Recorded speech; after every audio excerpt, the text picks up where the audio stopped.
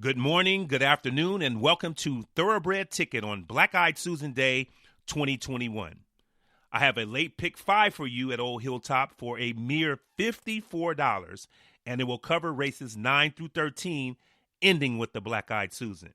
So get your coffee, your Denver omelets, and your Maryland crab cakes together, and stay tuned for Thoroughbred Ticket coming your way next.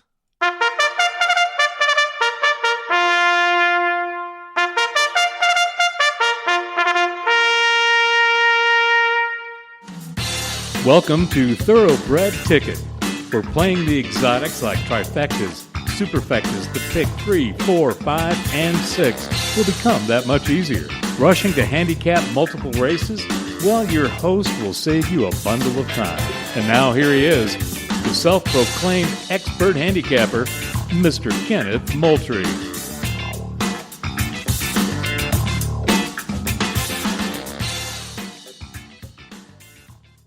Hello, everyone, and happy Preakness Day and happy Black-Eyed Susan Day. This is Kenneth Moultrie here on Thoroughbred Ticket. And I have a late pick 5 for you, and it runs from races 9 through 13, ending with the Black-Eyed Susan. I normally like to do my show nowadays on the day of the races because of scratches. So many times in the past, I've done the handicapping the day before. Scratches, of course, of horses you like, and that messes with the sequence. And so I just decided to get up early, get as many scratches and changes as possible, and then go from there. So that's what I'm doing today. They've already run 4 races today. They're on race 5. So you do have enough time to get this ticket in. And as always, I will play this same pick 5 as well. Once again, it'll be for $54. So let's get right into it. So we're looking at Fast and Firm today, which is a good thing always, at Pimlico. And we'll start, like I say, with race 9. It's 5 furlongs. It's the very one. It's a purse of $100,000 for fillies and mares, 3-year-olds and up on the turf. And 12 are scheduled. No scratches as of yet. I like 2 horses here. It's going to be a tough. I'm going to admit it's going to be tough trying to get out of this race here with just 2 runners. But I'm going to try because I really like this number 5. Victory Kingdom. This 6-year-old mare had 1 start since last October from Woodbine and ran a decent closing second. Julian Leperoux had her that day. She switched to Flavian Pratt today. And I liked horses with that one race coming back from a layoff, ran a good decent second. Doesn't look like she sapped the well dry. And I think there's going to be a big turnaround for Victory Kingdom today. And I like the post position. It's 6-1 on the morning line. I don't think you're going to get that, but it doesn't matter when you're playing a nice pick 5 sequence. That 6-1 or that maybe 4-1 or 7-2 that she's going to get is going to probably play like 7 or 8-1 when it's all said and done. The second horse I like in this sequence is the number 12 horse, Gotta Go Mo.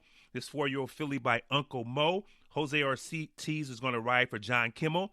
And as records show, John Kimmel is 1 for 1 at this really young meet. And Gotta Go Mo draws the extreme outside. She has speed, and I think she's going to clear the 11 horse Dixie and Candyland and the number 10 horse Dendrobia. It's going to really easily clear them, and she's going to really be tough. She's going to be forwardly placed, which I like.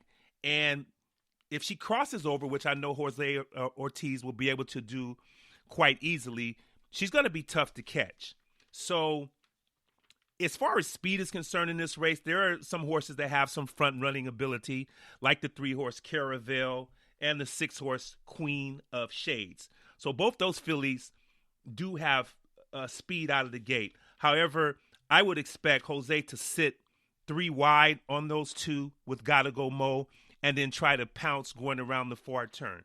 My other horse, the 5-horse Victory Kingdom, should be somewhere in mid-pack, and I think she'll have a good target to run at the front runners as well. So in the 9th race, just 2 runners, the 5-horse Victory Kingdom and the number 12 horse Gotta Go Mo.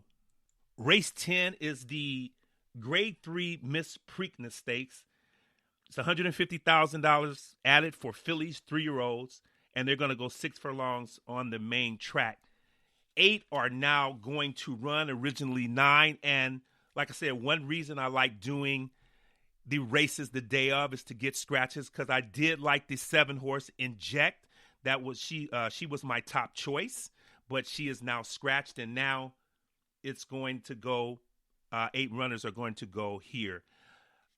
The 5-horse Street Loot is a very, very interesting choice that I have now made my number one choice here. This 3-year-old filly by Street Magician has outstanding Pimlico works. Now, you know, on a day like this, you're going to get a lot of big horses coming in from other circuits, so you're not going to see a lot of Pimlico works as you will see from the local horses. But this is a local horse who has some great Pimlico works.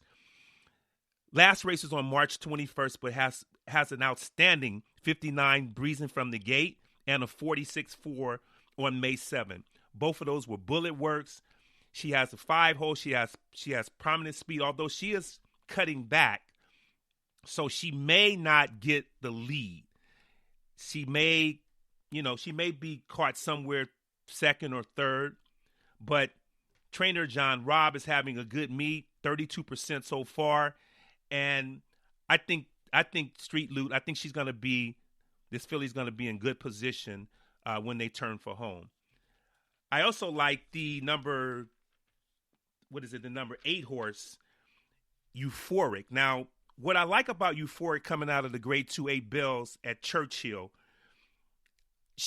this 3-year-old Frosted filly was ready that day. Even at 15-1, she was ready to go. She had just come off of 2 straight wins at Fairgrounds, where she posted 87 and 88 buyers respectively. Now, she got caught in a speed duel, and it didn't do her any good. But the works that she had coming into that race stamped that she was ready. That 58-4 breezing, she was ready to go. Like I said, she just got caught in a speed duel, and, you know, she was pretty much eliminated. But like I said, those 87 and 88 buyers at 6 furlong is better than any horse in this field.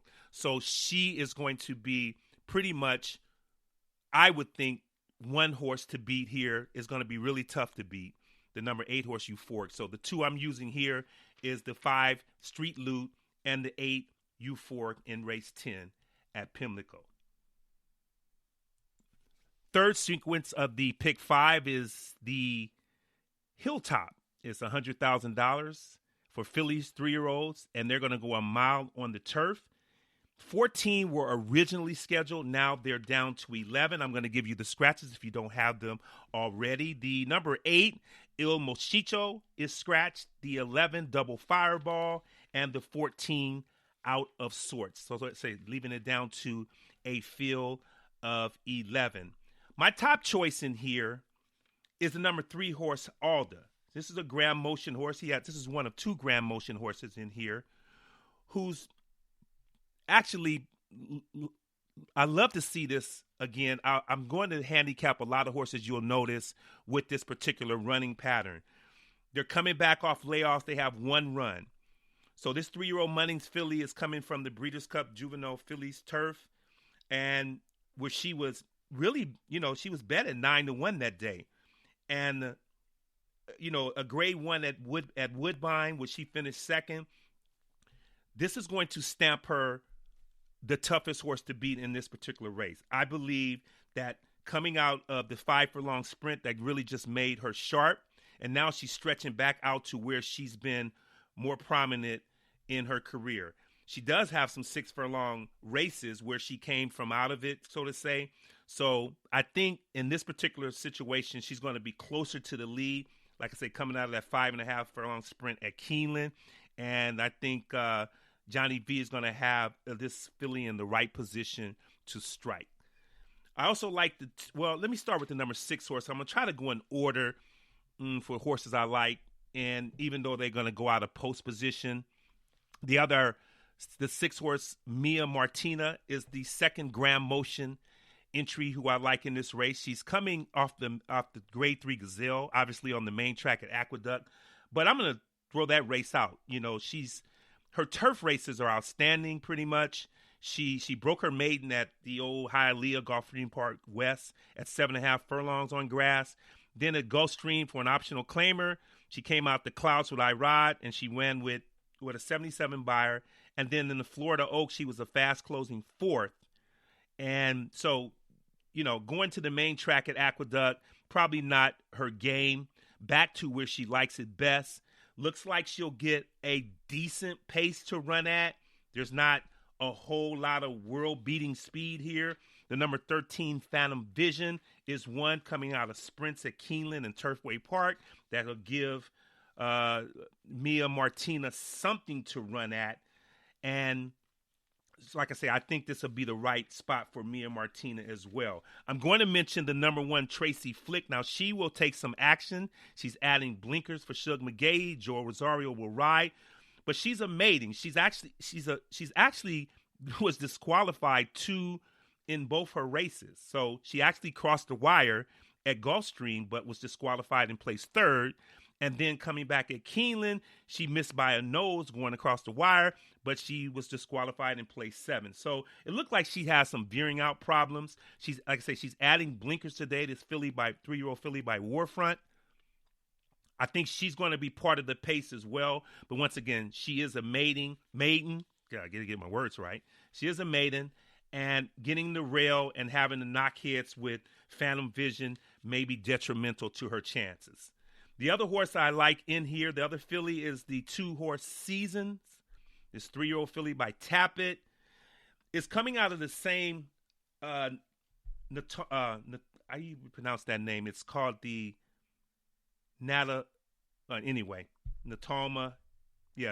Stakes. It's a grade 1 at Woodbine. It's exactly the same race that Alder came out. This filly finished third. It was after breaking her maiden at Saratoga. So she was pretty much thrown to the wolves there. It seemed like a pretty tough grade 1 affair up there in Toronto. So coming back, hasn't been seen since September the 20th. James Toner is a little cold right now going, so I'm a little worried about that. But, it's a big day, and, sometimes trainers will break the streak and kind of get out of their funk on big days because they're running horses that are prominent on that particular day. So I do like the 2-horse Seasons, that she's going to be my third selection in this third leg of the pick 5. So in closing here, the 2-horse Seasons, the 3-horse Alda, and the 6-horse Mia Martina. Race 12 is a mile and 3/16. It's the Pimlico Special. It's a grade 3, $250,000 added, and it's for 3-year-olds and up. And 10 are going to run. Here are a scratch. What do we have? One scratch in here was the number 10 horse, Always Mining. So like I say, down to 10 horses.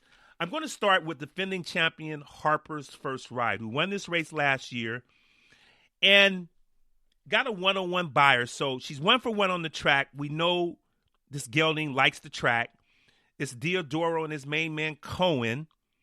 And after that particular Pimlico Special, this Maryland bred stayed close to home at Laurel, ran some really decent races, 100 buyer 2 times in a row.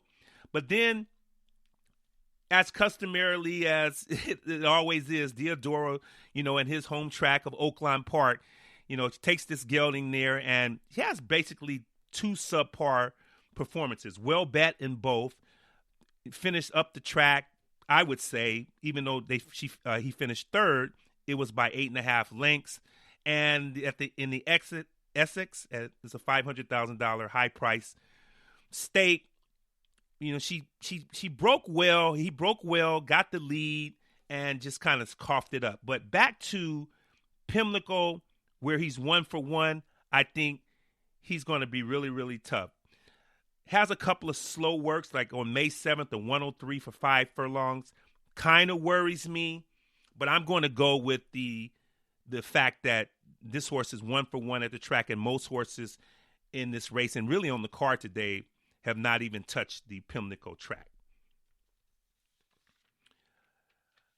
I like the 5-horse also, Max Player. Now, Max Player has danced every dance just about in 3-year-old campaign last year.